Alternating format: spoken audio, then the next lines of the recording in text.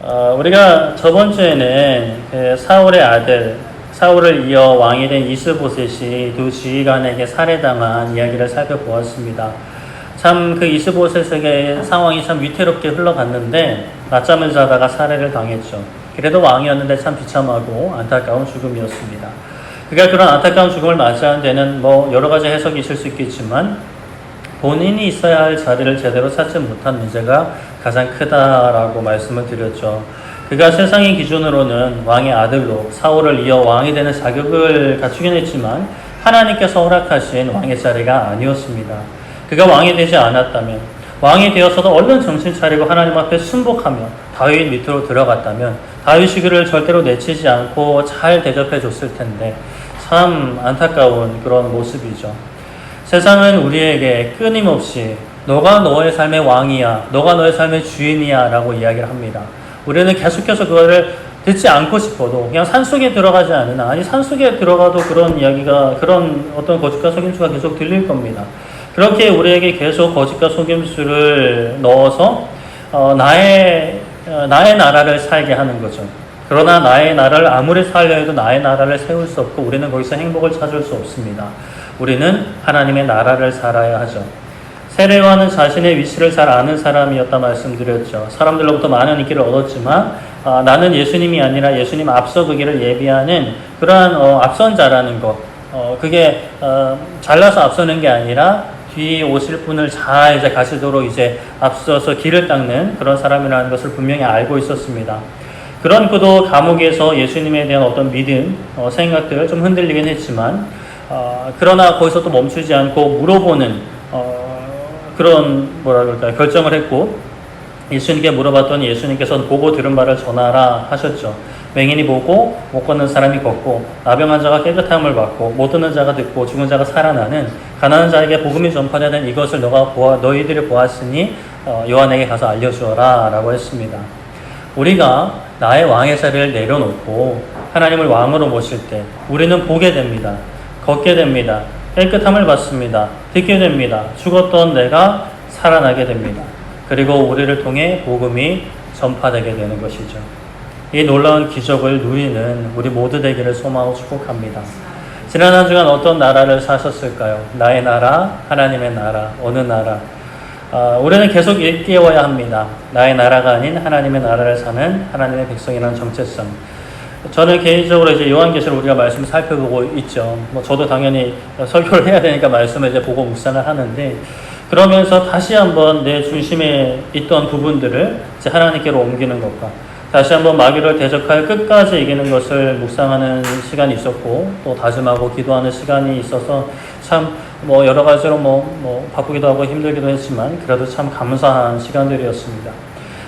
여러분들은 어떠셨는지요? 앞으로 이제 오는 한 주도 정말 이 말씀 가운데 다시 한번 우리가 놓치고 있었던 부분들을 다잡고 우리가 감당해야 될 이 귀한 발걸음들을, 사명들을 아름답게 감당할 수 있는, 기쁨으로 감사함으로 감당할 수 있는 우리 모두 되기를 소망하고 축복합니다. 오늘은 이제 사울의 집안 군대 장관이었던 아브넬 장군이 요압의 손에 죽고 사울의 아들 이스보셋 왕이 그 아들의 손에 죽은 그 다음 이야기 또 계속 살펴보는데요. 그 사울의 그 집안의 구심점들이 완전히 사라져 버린 거예요. 그래서 오늘 말씀 1절에 보면 이스라엘 모든 지파가 헤브론에 이르러 다윗에게 나와왔다라고 합니다. 그리고 무슨 말을 하느냐? 우리가 왕의 한 고륙입니다 라고 이야기를 했어요. 고륙이 뭘까요? 그냥 생각하는 그겁니다. 하나의 뼈, 하나의 살, 뼈와 살이라는 거죠. 우리는 왕과 한 민족 정도가 아니라 한 몸입니다 라고 고백을 하고 있는 것입니다. 철저하게 굽히고 들어가요. 여러분들은 다윗 같으면 어떠실 것 같아요?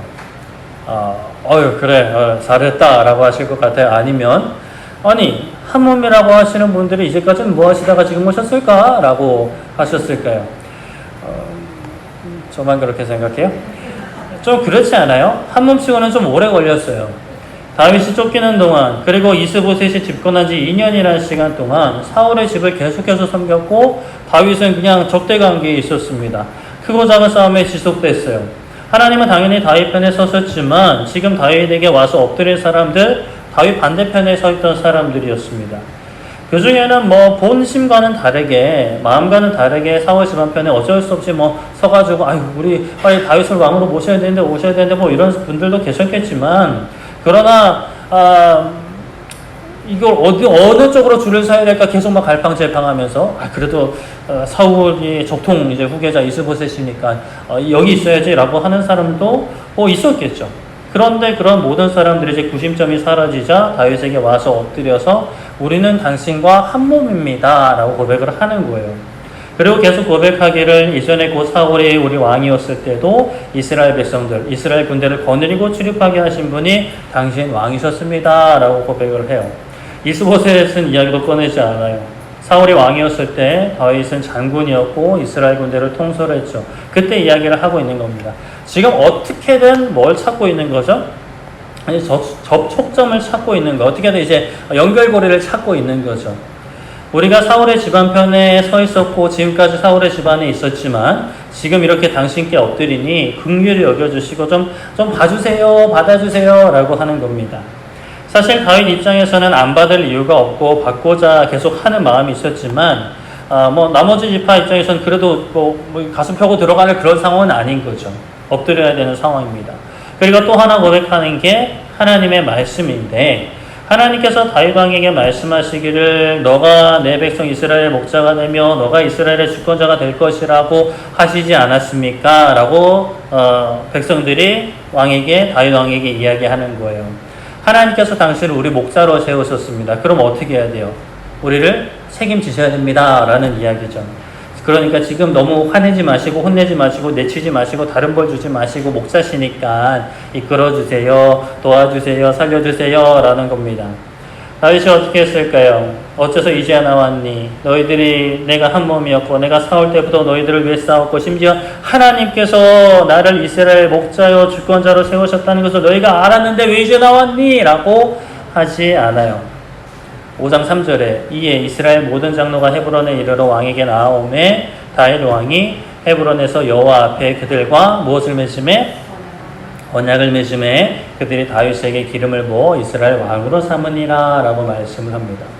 이스라엘의 모든 장로가 헤브론에 있는 다윗 왕에게 나와서 다윗 왕이 그들과 언약을 맺어요. 그러니까 왕과 백성으로서의 어떤 언약도 맺지만 또 하나님 앞에서 당신은 왕이고 우리는 당신의 백성입니다라는 언약을 맺는 거죠. 그리고 그들은 다윗에게 기름을 부어 이스라엘 왕으로 삼게 됩니다. 원래 이제 기름 부으심을 받았지만 그러니까 왕의 어떤 즉위식을 하는 거죠. 왕이 됐음을 이제 완전하게 선포를 하는 겁니다. 이전에도 왕이었지만 사실 실상은 현실은 헤브론에서 유다 지파의 왕으로 시간을 보내는데 이제는 이스라엘 전체의 왕으로서 이스라엘 전체 리더들이 모여서 이제 추대를 하는 겁니다. 분명 이스라엘 지파들이 처음부터 다윗을 왕으로 세우지 못한 것, 이스보셋 편에서 2년이라는 시간을 보낸 거 사실 그것은 그릇된 행동이었습니다. 그러나 이제라도 또 다른 왕, 또 사울의 자식들을 또 찾아 나서는 게 아니라 그래도 다윗에게 와서 엎드려 하나님 앞에서 언약을 맺고 다윗을 왕으로 세운 것은 그래도 잘한 일입니다. 이제 모든 일이 그래도 제자리로 돌아가고 있는 것이죠. 이스라엘 지파들을 보면서 왜 이제 왔나 라는 생각이 들기도 하고 그래 이제라도 나오니 참 다행이고 감사하다라는 생각도 드는데 참 그들 모습 가운데 우리들의 모습이 보이는 것 같습니다. 하나님과 우리의 관계, 우리가 하나님 앞에 나아갈 때 참 어떤 모습이었나 개인적으로도 한번 생각을 해보셨으면 좋겠어요. 우리가 믿는 사람이지만 믿는 사람이든 믿지 않는 사람이든 모든 사람은 하나님의 형상대로 지음받은 피조물임을 우리가 믿습니다. 창세기 1장 26절에 하나님이 이르시되 우리의 형상을 따라 우리의 모양대로 우리가 사람을 만들고 그들로 바다의 물고기와 하늘의 새와 가축과 온 땅과 땅에 기는 모든 것을 다스리게 하자라고 삼위일체 하나님의 말씀을 하시는 거예요. 우리의 형상을 따라 우리의 모양대로, 그러니까 하나님의 형상대로 하나님의 모양대로 사람이 만들어졌다라는 것은 하나님을 닮았다라는 겁니다. 근데 이게 외모가 닮았다라는 게 아니라 이제 그 하나님의 성품, 하나님의 능력을 닮은 건데 본래는 그러니까 하나님을 닮은 존재로 만들어졌고 하나님과의 특별한 관계 속에 있었어요. 하나님과 가족 같은 관계였죠. 마치 자식들이 부모를 닮은 것처럼, 외모가 닮고 또 행동들을 닮은 것처럼 우리 사람도 하나님을 닮은 그런 하나님의 피조물이었습니다. 마땅히 하나님과 함께 살았어야 됐어요. 하나님과 원활한 소통을 가지며 그 안에서 참된 기쁨을 누리고 행복을 누리며 사명을 감당해야 됐어요. 그런데 사람이 죄를 지었습니다. 지금 당장의 달콤함에 넘어가서 하나님과의 소중한 관계를 스스로 깨뜨려 버렸죠. 그런데 더 참 억울하고 슬픈 것은 그 후에 태어나는 모든 사람이 그런 상태로 태어나서 그렇게 살아가는 거예요. 하나님과의 관계가 깨어져서 이제 태어나서 그러한 상태로 계속 이제 살아가는 거죠. 그 안에서 뭐 조금 잘나고 조금 못나고 있는 것 있지만 그 관계 자체를 어떻게 이제 바꿀 수는 없는 그런 상태로 살아갑니다. 그렇다면 처음에 우리에게 주어진 하나님의 형상, 하나님의 모양은 어떻게 되었느냐? 완전히 사라지진 않고 흔적이 남아있어요. 그러나 이제 죄를 지었기 때문에 좀 우겨지고 구부러지고 좀 훼손된 상태로 이제 남아있는 거죠. 그러나 그 남아있는 것들도 사실 대단한 것들이기 때문에 사람이 동물들과 다르게 어떤 이성적인 판단을 하고 어떤 철학적인 질문을 하고 사색을 하고 생존 이상의 어떤 고차원적인 가치를 추구하는 것. 이번 주 수요일인가 말씀도 드렸는데 그냥 늘 살던 대로 사는 게 아니라 뭔가 조금 더 나은 삶, 발전된 삶, 건축술만 뭐 생각을 해봐도 그냥 옛날엔 초가집, 비하집 이 정도 했다가 뭐 콘크리트, 철근, 뭐 기타 뭐 다양한 공법들로 뭐 다리 만들고 막 바다 밑에 터널 뚫고 막 이런 모습들, 이런 모습들이 바로 하나님의 형상의 흔적들인 거죠. 동물들 세계에서는 찾아볼 수 없는 하나님의 형상의 흔적들인 겁니다. 그런데 그 흔적들을 통해서 이제 하나님의 형상을 완전히 회복하는 쪽으로, 하나님의 관계를 회복하는 쪽으로 나아가야 하는데 정말 많은 사람이, 절대 다수의 사람이 점점 더 어긋나는 선택을 해버리는 거예요. 사사기 17장 6절에 그때에는 이스라엘 왕이 없었으므로 사람마다 무엇에 오른 대로 자기 소견에 오른 대로 행하였더라 라고 말씀을 합니다. 이때가 이제 사사기가 어떤 시대냐, 하나님께서 애굽에서 구해주셨고 약속의 땅에 들어가게 해주셨는데 사람들이 거기서 하나님의 말씀대로 살아야 되는데, 하나님이 기뻐하시는 대로 하나님과의 관계를 회복하면서 살아야 되는데 그냥 자기 마음대로 살아버립니다. 하나님은 몰라, 내가 왕이야, 내 마음대로 살 거야 이러면서 살아가는 거죠. 이 말씀에는 왕이 없어서 그렇게 살았다라고 했지만 인간 왕이 없던 것도 분명한 이유가 있지만 하나님을 왕으로 모시지 않았기 때문에 그냥 자기 마음대로 살았다라는 의미도 됩니다. 사실 그런데 이제 좀 후에 왕이 생기는데, 우리가 계속 살펴보고 있는 사울 왕이 생기고 그 다음에 이제 다윗 왕이 이제 생기죠. 그런데 다윗 왕같이 하나님을 사랑하며 하나님을 섬겼던 왕 아래에서는 그래도 백성들이 하나님을 잘 따르는데 하나님과의 관계를 건강하게 세우는 쪽으로 나아가는데, 다른 많은 왕들이 그릇된 길로 행하니까 백성들이, 물론 그 가운데에서도 믿음을 지키는 사람들이 정말 소수가 있었지만 절대 다수는 왕이 그냥 뭐 하는 대로 그냥 막 휘둘려 가는 모습을 보입니다. 열왕기하 17장 21절 22절에 보면 이스라엘을 다윗의 집에서 찢어 나누심에 그들이 느바세 아들 여로보암을 왕으로 삼았더니 여로보암이 이스라엘을 몰아 여호와를 떠나고 큰 죄를 범하게 하매 이스라엘 자손이 여로보암이 행한 모든 죄를 따라 행하여 거기서 떠나지 않았다라고 말씀을 합니다. 다윗 바로 아래 왕 솔로몬이 처음엔 잘하다가 끝에 완전히 이제 그 그릇된 길로 빠져버려가지고 하나님이 그 나라를 쪼개세요. 남과 북으로 우리나라가 쪼개진 것처럼 이렇게 쪼개시죠. 그렇게 쪼개서 여로보암이라는 이 여로보암이라는 사람한테 북이스라엘 일대 왕을 시키시는데, 이 인간이 하나님을 잘 섬겨야 되는데 여기 보면 이스라엘을 몰아 여호와를 떠났다. 아주 그냥 왕으로서의 능력을 가지고 이렇게 가자라고 하는데 하나님 쪽이 아니라 하나님 반대쪽으로 이제 간 거죠. 우상숭배 쪽으로 간 거예요. 그리고 계속해서 이 우상을 이제 북이스라엘 망할 때까지 이제 버리지 못하는 안타까운 모습을 보입니다. 하나님의 형상대로 만들어진 사람들인데 사실은 이때부터, 아니 창조 때부터 그냥 빠짐없이 하나님의 고륙이었는데 하나님을 찾지 않고 헛된 것들을 찾았던 것이죠. 이스라엘 백성들이 다윗에게 나아가 사울이 왕이었을 때도 이스라엘 거느려 출입하게 하신 분이 다윗 왕이라고 고백을 했었죠. 사람은 첫 인류 이후에 태어난 모든 사람은 하나님과 관계가 깨어졌는데 하나님과의 관계를 유지하고 누리도록 만들어졌으니까 하나님을 대체할 뭐라도 찾았어야 됩니다. 그게 바로 우상이었던 거예요. 그래서 과거에는 눈에 보이는 신, 만져지는 우상, 그런 것들을 섬겼지만 오늘날에는 다양한 것들이 우상이 됩니다. 나의 꿈, 돈, 명예, 건강 등 하나님이 주신 복인데도 그게 우상이 될 수 있어요.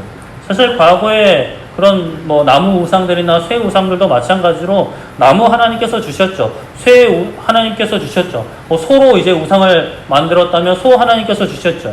다른 동물들 막 조합해가지고 막 사람 몸에 막 동물 얼굴 붙여서 우상으로 만들었는데 사실 그 모든 것 다 하나님이 주셨는데 사람들이 그것으로 우상을 만들어서 하나님 대신 섬기는 거죠. 오늘날 우리가 누리고 싶고 누리고자 하는 많은 것들, 하나님께서 주신 것들인데 그것을 우리가 우상으로 섬기며 살아갑니다. 사람들은 이제 이것이 있으면 내가 행복할 것 같다, 이것이 있으면 내가 참 기쁠 것 같다라고 하는 것들이 있죠. 그런 것들을 구하고 그런 것들을 얻기 위해 참 열심히 살아가는데 그것을 우리가 얻고 누리고 그것을 지배하는 것 같지만 실상은 우리가 지배당하는 삶을 살아가요. 술을 마시는 것을 생각해 보면 우리 사람들이 이제 술을 마신다라고 생각하지만 실상 술에 자신이 삼켜져 버리는, 그러니까 술을 컨트롤한다라고 생각을 하지만 실상은 술에 지배당하는 사람처럼 우상을 섬기는 삶이 그런 거예요. 우리가 세상에 살아가면서 하나님께서 복으로 주신 것들을 내가 그냥 잘 컨트롤하고 잘 누리면서 살아간다라고 생각하지만 이 삶의 질서가 잡혀 있지 않으면, 하나님과 나와의 관계가 바로 서 있지 않으면 이 다른 것들에 우리가 끌려서 그것이 우상이 되어서 우리가 멱살 잡혀서 내가 그것을 지배하는 것 같지만 실제 내가 멱살 잡혀서 살아가는 거죠. 지금은 아주 작아 보여도 결국에는 그것을 내버리면 나는 멱살 끌려서 하나님에서 점점 더 멀어지는 것입니다. 그런데 중요한 것은 우리가 하나님을 제대로 찾지 못했던 때, 아니면 아예 하나님을 몰랐던 때도 하나님은 살아계셨고 하나님은 역사하셨다라는 사실이에요. 하나님은 믿는 사람들만 돌보시는 분이 아니십니다. 열왕기하 5장 1절에 아람 왕의 군대장관 나아만은 그의 주인 앞에서 크고 존귀한 자니 이는 여호와께서 전에 그에게 아람을 구원하게 하셨습니다. 그는 큰 용사이나 나병 환자더라 라고 말씀을 합니다. 이제 이스라엘이 이렇게 있고 그 위쪽에 이제 아람이라는 나라가 있는데 계속 이제 북이스라엘과 이제 막 전투가 벌어지고 막 침략하고 막 이런 관계예요. 안 좋은 관계예요. 당연히 하나님 안 믿는 우상을 섬기는 이방인들입니다. 거기에 군대장관 나아만이 있었는데 그 나아만이 그의 주인, 그의 아람 왕 앞에 크고 존귀한 자로 여김을 받는 이유가 뭐냐? 그가 아람을 구원한 적이 있었다는 거예요. 마치 그냥 이순신 장군처럼 조선이 어려울 때 막 적군을 물리친 것처럼 나아만이라는 장군이 그런 일을 한번 했었던 거죠. 한 번인지 두 번인지 정확히는 않지만. 근데 그게 누가 하셨다고요? 누가? 여호와 하나님께서 하게 하셨다. 나아만이 하나님을 믿었느냐, 아람 왕이 하나님을 믿었느냐 아닌데 하나님께서 하셨다라는 거예요. 믿지 않는 사람을 사용을 하신 거죠. 하나님께서 또 믿지 않는 나라 아람을 구원하게 하셨던 거예요. 하나님께서 일하셨다는 것입니다. 그렇다면 우리는 어떨까? 우리가 하나님을 몰랐을 때도요, 하나님은 우리를 아셨고요, 하나님은 어제나 오늘이나 내일이나 역사하시죠. 우리가 새벽에 살펴보는 계시록 말씀 1장 4절에 요한은 아시아에 있는 7교회에 편지하노니 이제도 계시고 전에도 계셨고 장차 오시리와 그와 보좌 앞에는 7 영과 라고 말씀을 합니다. 예수님을 말씀하시는데 지금도 계시고 전에도 계셨고 장차 오시리, 그리고 완전 처음과 끝이 되신 예수님, 영원부터 영원까지 주인이신 예수님을 이야기하고 있어요. 내가 믿을 때든 믿지 않을 때든 하나님은 살아계시고 역사하신다라는 거예요. 운행하신다라고 표현도 하기도 하는데 자동차 운행하듯이 인류 역사의 키를, 운전대를 하나님이 잡으시고 이끌어 가시는 거죠. 그리고 계시록 1장 3절, 그러면 우리는 어떻게 해야 되는가? 이 예언의 말씀을 읽는 자와 듣는 자와 그 가운데 기록한 것을 지키는 자는 무엇이 있나니? 복이 있나니 때가 가깝다 하십니다. 자, 하나님께서 이 세상을 운행하세요. 물론 지금 이 이야기를 듣고 좀 납득이 안 가는 분들도 계실 수 있어요. 세상이 그렇게 좋아 보이지는 않거든요. 신이 있다면, 절대자가 있다면, 좋은 분이 있다면 어떻게 이런 세상을 이렇게 둘 수 있는가, 또 내 인생을 이렇게 버려둘 수 있는가라는 말이 충분히 나올 수 있는 그런 상황이 있을 수 있죠. 그러나 일단 좀 들어보세요. 하나님께서 운행하십니다. 운전대를 잡고 이 역사, 이 온 우주를 이끌고 계세요. 그렇다면 우리는 어떻게 해야 되는가?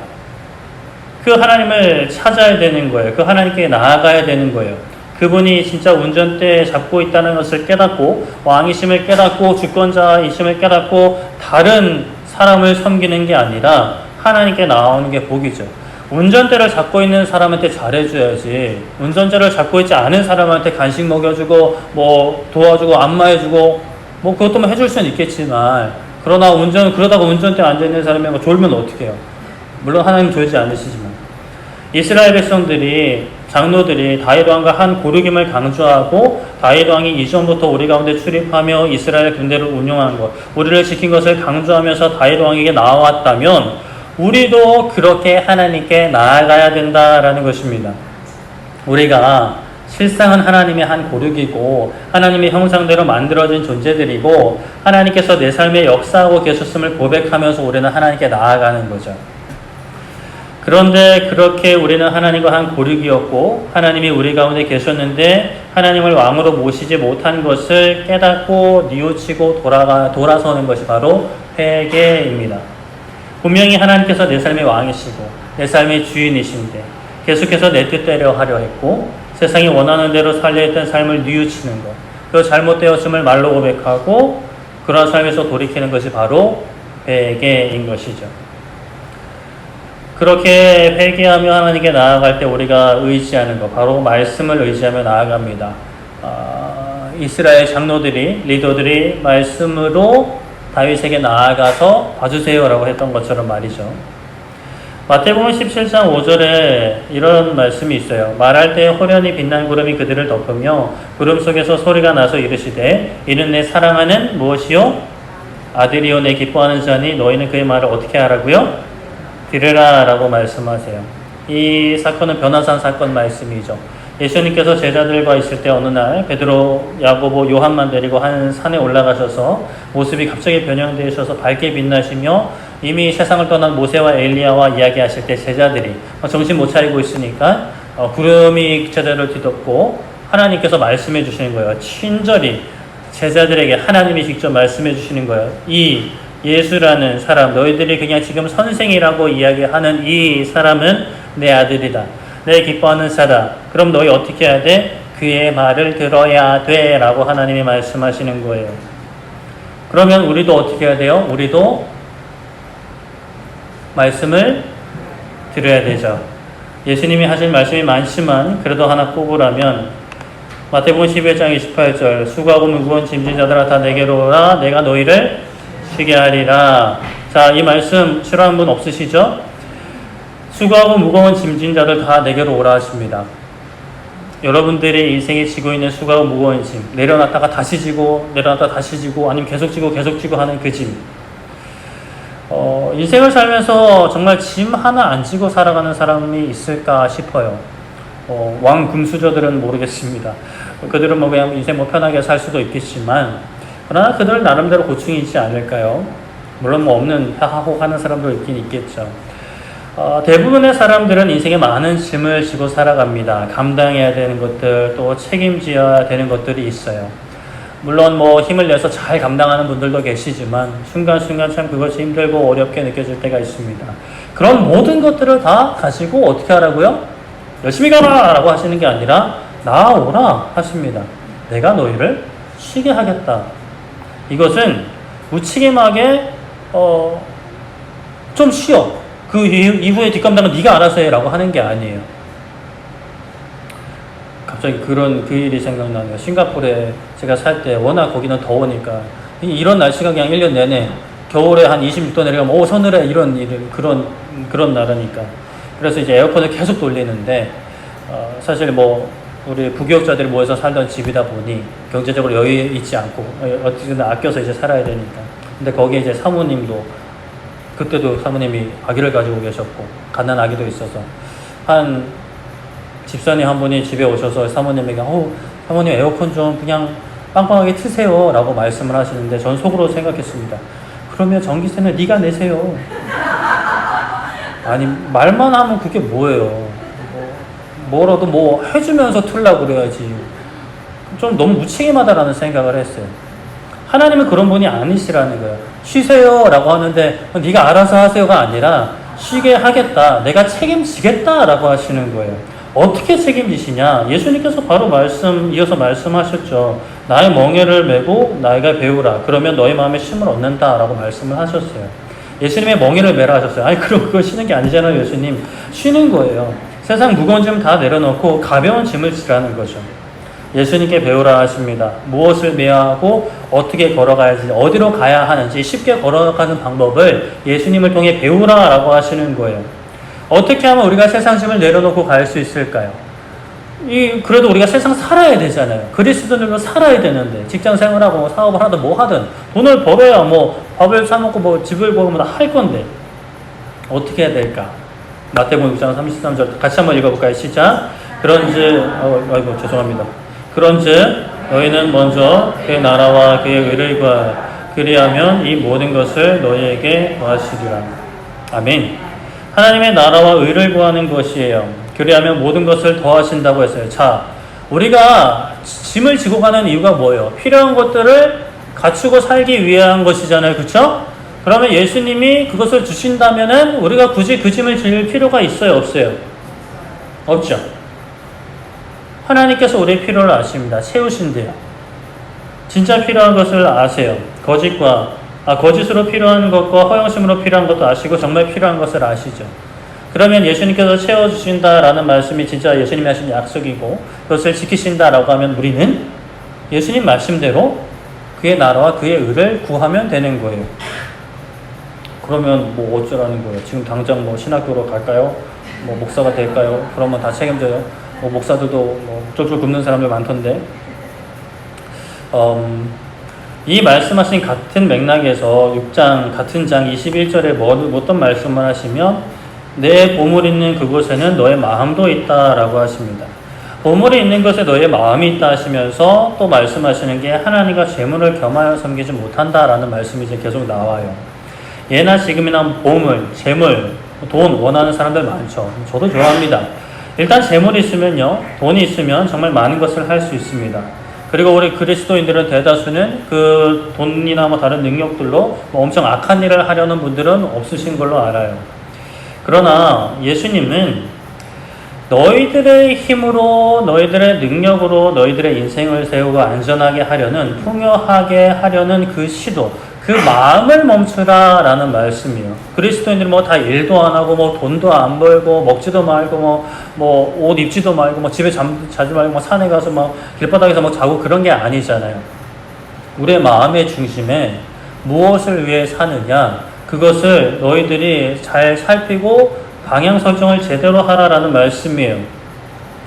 너희들의 인생에 있어서 정말 필요한 거, 정말 필요한 거, 우리가 사실 원하는 것들인데 이게 진짜 필요한 건가 아닌가는 사실 좀 다른 문제일 수 있잖아요. 그쵸?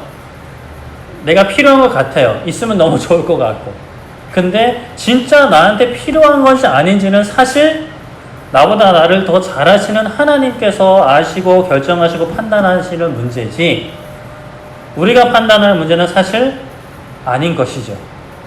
우리가 나름대로 판단한다고 생각하고 간구할 수 있어요. 기도할 수 있어요. 근데 하나님이 우리보다 우리 더 잘 아시잖아요. 그렇죠?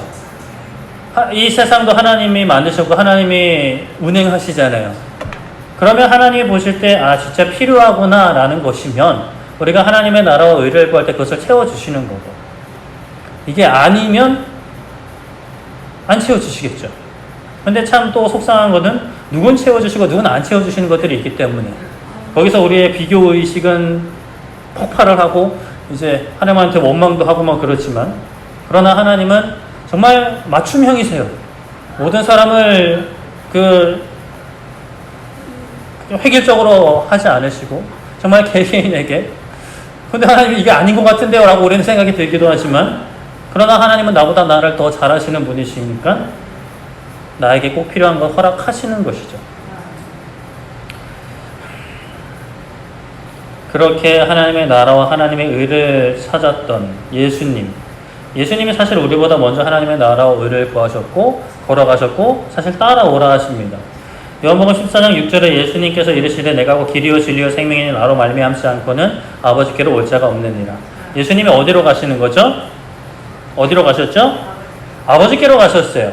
원래 있어야 할 자리로 가시는 거죠. 그러니까 결국 우리가 하나님의 나라와 하나님의 의를 구하는 것도 이 땅에서 하는 모든 일들이 결국에 우리 가야 하는 방향은 그거 하나예요. 딱 하나예요.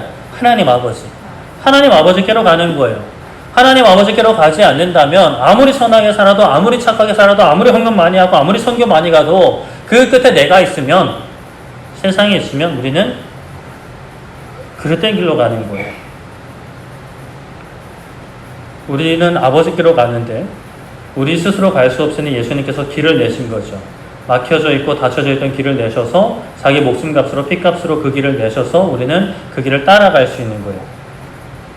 내 마음대로 살다가 세상이 말하는 대로 살다가 죽어서 천국 가는 것이 예수님을 믿는 전부가 아니죠. 예수님을 따라가는 것이 전부가 아닙니다. 이 땅에서부터 우리는 예수님 따라갑니다. 이스라엘 백성들이 그때라도 정신 차리고 다윗 왕에게 가서 우리가 당신과 한 고륙입니다. 당신이 이전부터 이스라엘을 지켰습니다. 또 하나님께서 말씀하셨습니다. 당신을 우리의 목자로 세우셨습니다. 라고 이야기했던 그런 고백처럼 우리도 하나님께 예수님을 통해 하나님 아버지께로 나아가야 되는 것이죠. 이스보셋처럼 손 놓고 있다가 때가 이르면 다시 돌이키지 못하는 때가 이르면 그때 후회하면 정말 소용없습니다. 하나님의 인자하심은 한이 없으시고 우리가 모두 돌아오기를 원하시지만 마지막 때가 이르면 문이 닫히면 다시 열지 않으세요. 누구도 그 문은 열 수 없습니다.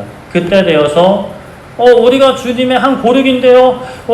주님이 우리와 함께 하셨는데요. 우리가 주님의 이름으로 어떤 일을 했는데요. 문 열어주세요. 안 열립니다. 7장 23절에 마태복음 7장 23절 그때 내가 그들에게 밝히 말하되 내가 너희를 도무지 알지 못하니 불법을 행하는 자들아 내게서 어떻게 하라? 떠나가라. 한번 닫히면 안 열어주신다라는 거예요. 이 예수님을 찾는 것, 예수님을 통해 하나님께로 나아가는 것 절대로 미뤄서는 안 됩니다.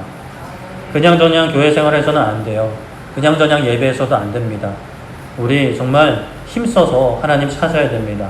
예수님 따라가야 됩니다. 하나님 이렇게 되고 싶어요. 이거 하고 싶어요. 이거 주세요. 이거 해야 행복할 것 같아요. 이거 해야 내가 성공할 것 같아요. 라는 기도 제목도 좋은데 하셔도 돼요. 하세요. 그런데 기도하실 때 마지막에 꼭 이 기도만큼은 붙이셨으면 좋겠습니다. 아니 붙이셔야 돼요. 다 여러분들 마음대로 하시고 마지막에 그런데 하나님의 뜻은 뭐세요? 저를 사랑하시고 저보다 지혜로우시고 저를 선한 길로 인도하시는 하나님 아버지는 어떻게 제가 뭘 하기를 원하세요? 그리고 저를 선한 길로 인도하실 나의 계획보다 크신 하나님의 계획을 저는 지금 모르겠지만 찬양합니다. 감사합니다 하나님 이라고 기도할 수 있는 우리 모두 되기를 소망하고 축복합니다. 말씀을 정리하겠습니다. 이스라엘 모든 지파가 다윗에게 나아갔어요. 그리고 고백하기를 크게 세 가지. 우리는 왕과 한 고륙입니다. 두 번째, 왕이 이미 사울 때부터 우리와 함께 하셨습니다. 세 번째, 하나님께서 당신을 우리의 목사로 주권자로 세우셨습니다. 라고 엎드립니다.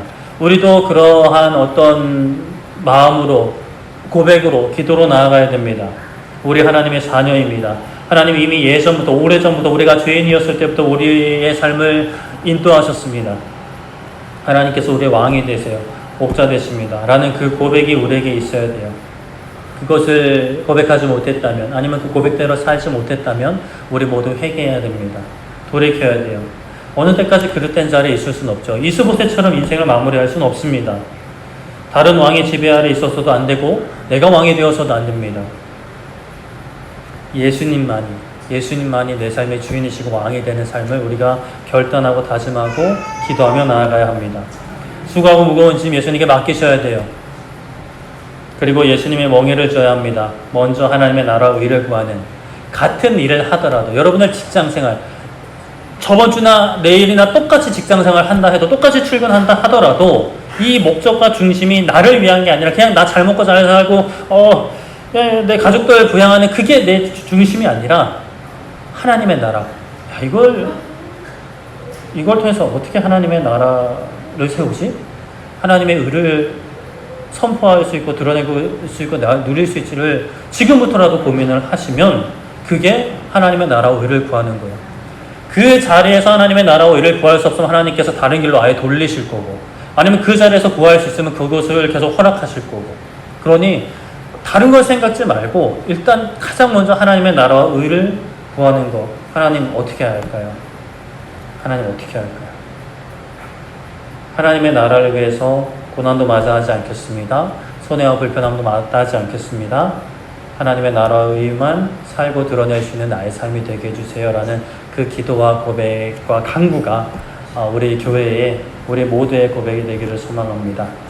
우리 찬양하고 기도했으면 좋겠는데요. 우리 고달픈 삶에 고달픈 삶이요. 어떠세요? 고달프실까요? 그러나 우리 제목처럼 우리 한숨을 바꾸십니다.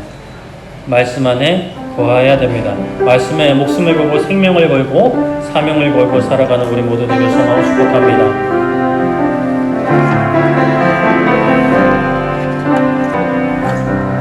고달픈 삶에 은혜도 누려지고 그 사라질 것에 내 맘 드네.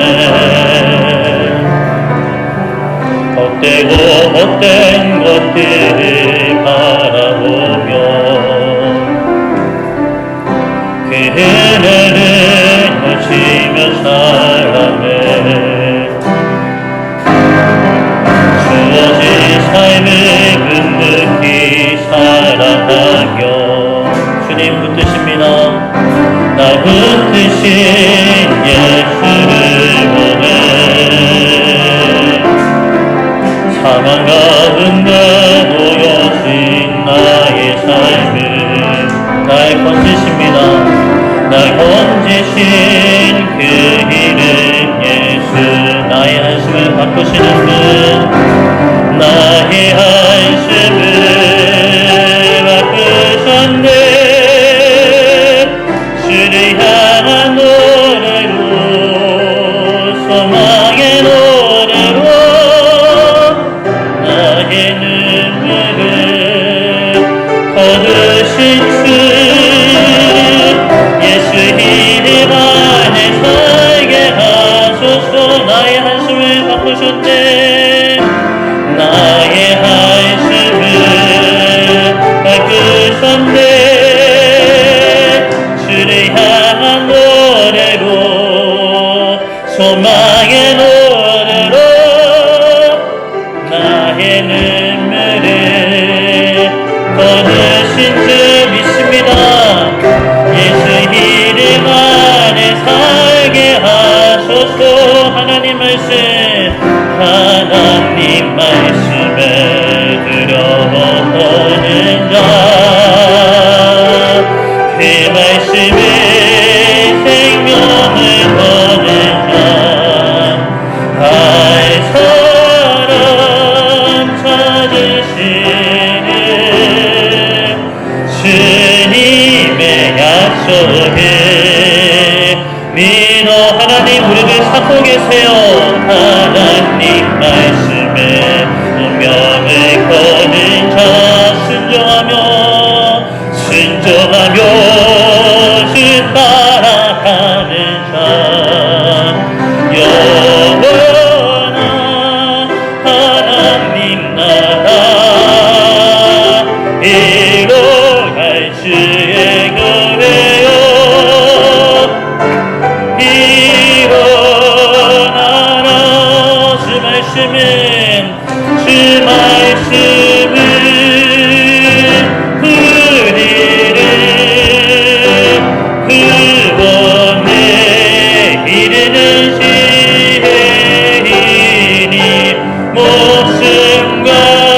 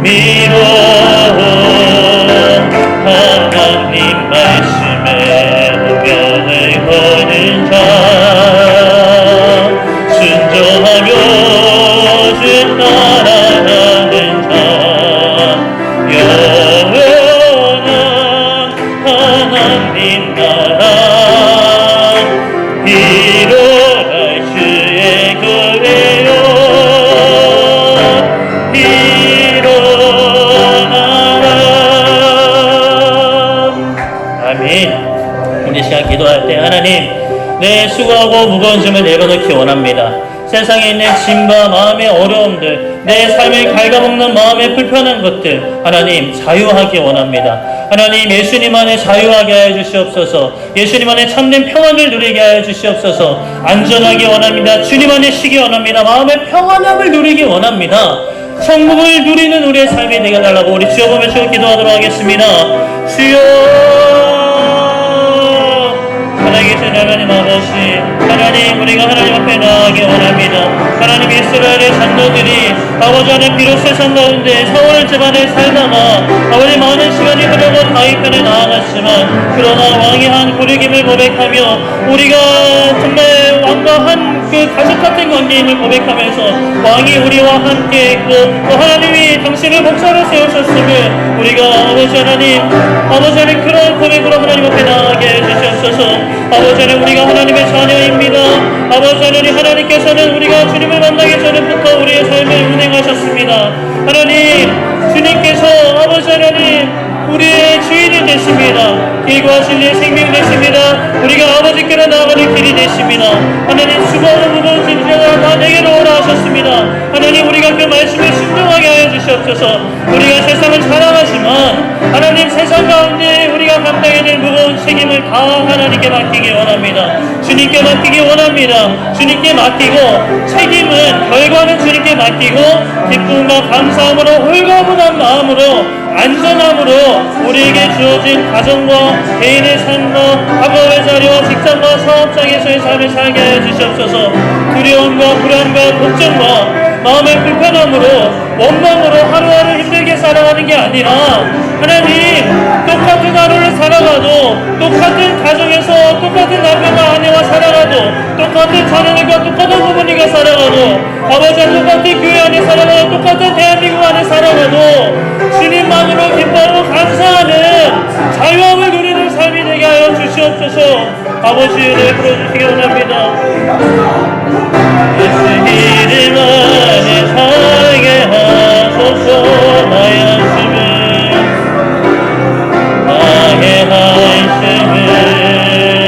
바꾸셨네. 주를 향한 노래도 소망의 노래로 나의 눈물을 거두신 주 예수 이름 안에 살게 하소서. 살아계신 하나님 방황했던 우리 인생들, 지금도 방황하고 있는 인생들이 있다면 주님 앞에 나아가게 하여 주시옵소서.